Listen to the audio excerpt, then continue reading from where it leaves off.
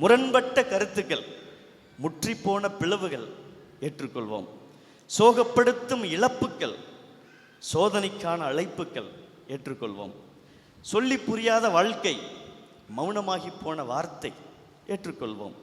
உலகம் தருகிற பாடங்கள், உலர்ந்து போன பரிமாற்றங்கள் ஏற்றுக்கொள்வோம். சாரமற்ற சம்பிரதாயங்கள், சருகாகி போன சரித்திரங்கள் ஏற்றுக்கொள்வோம்.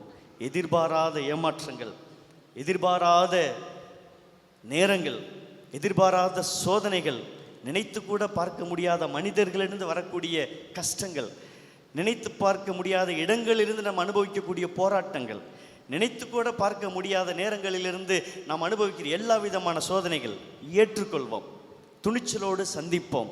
ஆண்டவரிலே நம்பிக்கை வைப்போம்.